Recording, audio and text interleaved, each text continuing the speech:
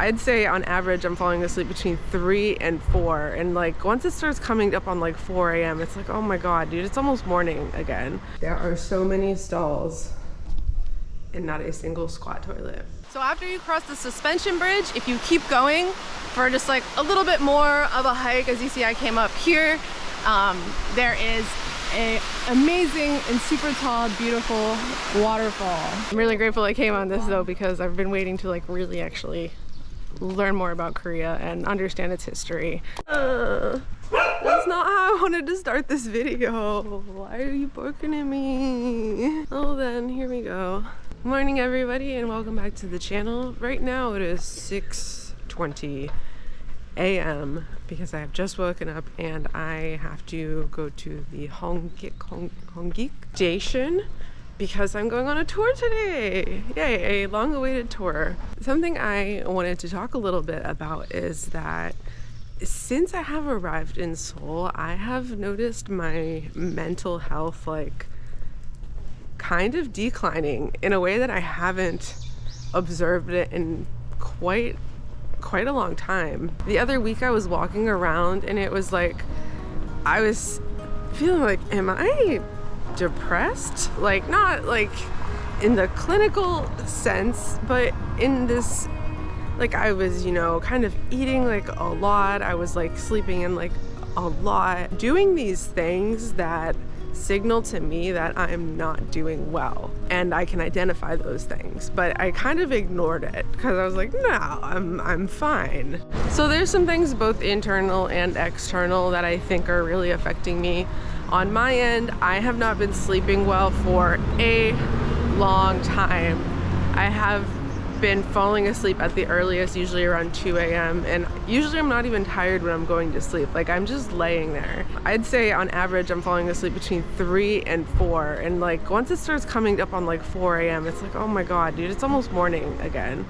And I've been dealing with this a month, so then I'm waking up at like 11 or 12 because I still want to get my full sleep, but then I'm losing like half of my day, and then it's just become this really hard cycle to break. And you know, I was trying to break it, but now I'm just kind of am trying to accept it, because I think the more I fight it, the more frustrated I get with it. Also, my eating hasn't been the best, but I think that depends on like where I am. Like this neighborhood I'm in now is different than my last one. Actually, there's the local market right there. There's just more healthy options, so hopefully I can start eating better and taking care of myself better. Yeah, and then I think Seoul as an environment it's okay. It's actually a really nice city. It's been growing on me in that it's quite safe, it's clean. Like, there are things that I really like about it. There's a lot of green space, but the weather, it is cold sometimes. Like, it's finally warming up, but like it was cold for like the first few weeks here, and like I cannot handle cold weather. I haven't been getting as much sunlight as I usually should be getting, and people aren't as warm in general. All right, I gotta check to see if this is one of my buses. Okay, my bus will be here in 2 minutes. So we have to head to the center of Seoul.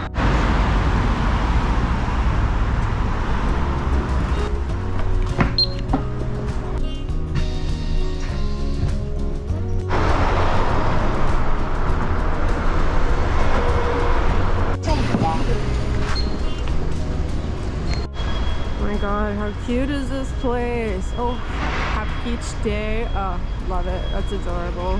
Okay, so I've made it quite early, like 30 minutes before the meeting time, which is cool. So I'm gonna go get some coffee.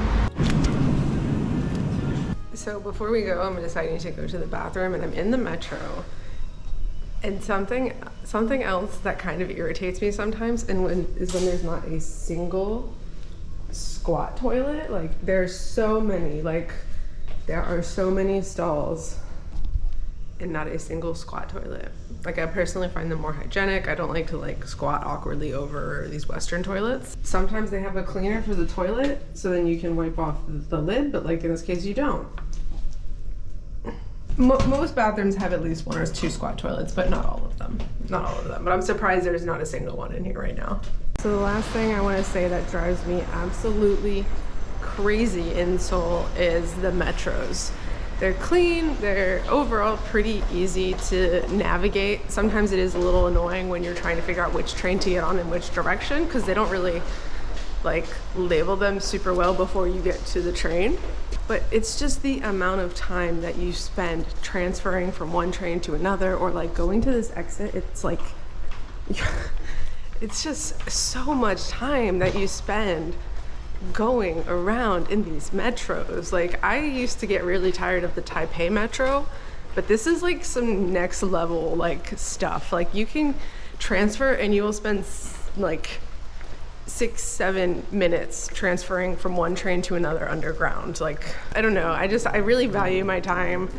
And while it is kind of fun sometimes when you're exploring, other times it's like, look at this is just a chore. Like, it takes me minutes just to get out of the subway station. By the way, I was just in here using the bathroom. You saw we were on the bus earlier, but okay, I'm gonna stop complaining and we're gonna go on this tour and we're gonna have a great day. Let's get on the bus. It's so funny. I had like giving him my information. He's like, there's one person. I'm like, yeah, just me. Yo, check out these bus lights. You like the tech curtains. I like this. Like you. That one. There is a gondola. This building is for the gondolas, and also convenience store. There's so many buses of tours, which, like, it's crazy. I imagine it's just mad busy all the time. I wonder if over weekends they have more buses, because it's Tuesday today, like, and that's a lot of tourists. Everyone, do you remember? I will show you the two trains, right? This is one of the train called Iron Horse. When the train firstly came here in Korean Peninsula, people really surprised. What a big and heavy iron runs really fast like a horse. Korean people start to call this train as Iron Horse. Anyway, this train looks good condition, right? But this train was used even in the Korean War. But take a close look and look around, and you can find some damage like bullet holes like this. So we are at the Peace Memorial Park for the first half of our tour, and we were just checking out the train there, and there's a lot to this park. So this side here is the Imjingak War Memorial Monument, and there's like so much information absorbed from all of this. But I think the main thing I'm taking away from Peace Memorial Park so far is that this was originally established as a place for those North Koreans who escaped to South Korea, and because they can never be reunified with their family or visit their graves because they're in North Korea, this is actually where they come to, I forget, there's like a holiday or something, and essentially because they can't go into North Korea to visit the family graves, they come up here. So that's why this park was established. Obviously now it's also a big tourist attraction, and they even have like some amusement park stuff. So they've really built it up. But yeah, there's just so much information to take in about everything in the history. So, but wow, I'm really grateful I came on this though, because I've been waiting to like really actually learn more about Korea and understand its history, so that I can have a better perception of it as I'm just going about my daily, life and understanding people and the culture here. So this is the monument that they put up. You can see there's American flags and the Korean flag. So based on my very, very limited knowledge, when North Korea tried to invade South Korea, the US was the first country in the United Nations to step in, which, I don't always agree with our interference with countries and war and all that stuff, because, we're everywhere. But I guess in this case, seeing that today Korea is what it is, and it is not enduring the issues that North Koreans are dealing with, I guess it was a success. So yeah, and obviously, the US is always out there trying to stop the spread of communism, so it makes absolute sense that we were like the first ones there, because capitalism has to reign supreme for us, right? Yeah. So this is that monument, and there's 50 flags to represent the 50 US states.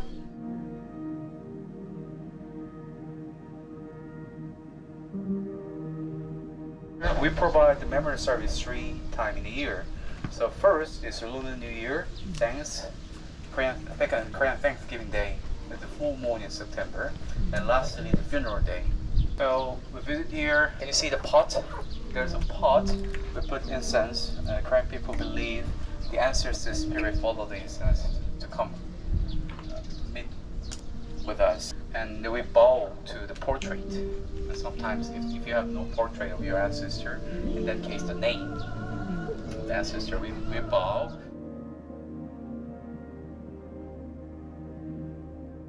And the left side, this is a new roller bridge. It's all connected to the North Korea. And right next to the broken bridge, there was a walkway bridge called the Freedom Bridge, which was used as a captive exchange bridge in the Korean War. So this train here was going from Seoul to Pyongyang? I hope I said that right. Up to North Korea when Chinese troops attacked it. And you can see all of the bullet holes. There's supposed to be 1,200 in it. And the guy that was driving it actually survived. He went back to Seoul and survived. This whole tour has been really amazing. There's been so much information, and I'm only giving you like very little snippets of it because even in my own head I'm like, I don't know if I'm getting it all right from my memory, but I'm really, really glad that I decided to go on this tour. And I'm really glad I decided to go on this tour. The money paid for it, 100% worth it. The information is just incredible, even though it is quite intense sometimes because, I mean, we're right next to the border of North Korea. And, you know, we always hear things about North Korea and like what it's like, but it's very different when you are here and you're learning about the war and you're learning about, you know, the connections between people in North and South Korea and their families and, you know, the real world impact that it has for the people that are here. Just realizing how close you are to a place that has such human rights violations. Like, I'm actually, yeah, we're gonna be even closer later. We're actually gonna be able to get a view of North Korea. I'm happy I'm here and, you know, just kind of reflecting on the situation of people that are just on the north side of this border. It, you know, makes me reflect on how much of a privilege it is to be able to live the life that I'm living. And not saying that I shouldn't ever be mopey or that nobody should ever be mopey when people are suffering. Like, you're allowed to have bad days, you're allowed to not feel great. But yeah, just, I guess, just a reminder for myself and also for you guys too. So enjoy your beautiful life that you have where you can wander around, say what you want, and, you know, connect to the internet, talk to your families, and yeah, okay, the tour must go on.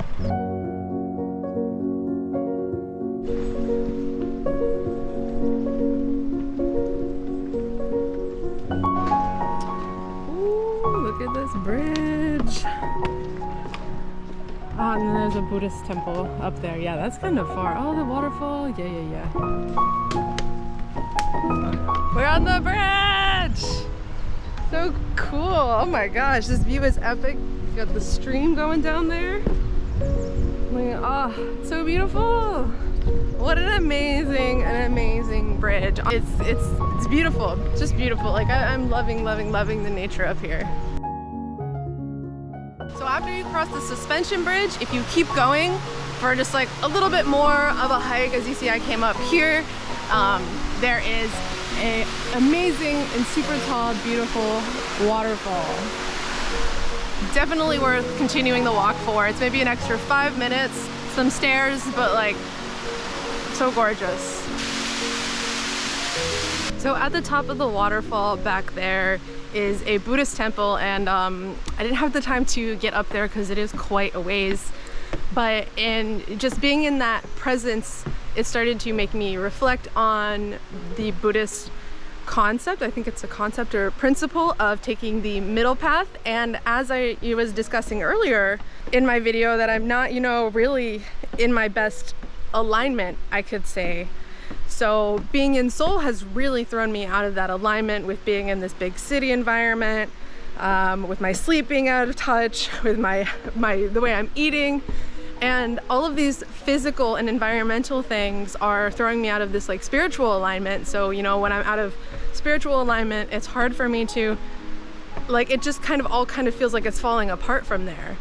But I also have to look at the fact that I have, you know, like such an amazing life to travel where I want to go and do what I want to do and work from my computer. Like, it's amazing, you know, eat all these different foods. So it's like, it's this idea, I guess, of, you know, not only taking the middle path, but appreciating this middle path that I'm on. And, you know, because not everything is always going to be the highs, not everything's always going to be the lows, and then seeing, you know, the things on both sides and accepting that balance. Thinking about these things will ultimately help me get through times that I am, you know, perceiving as a little bit more difficult.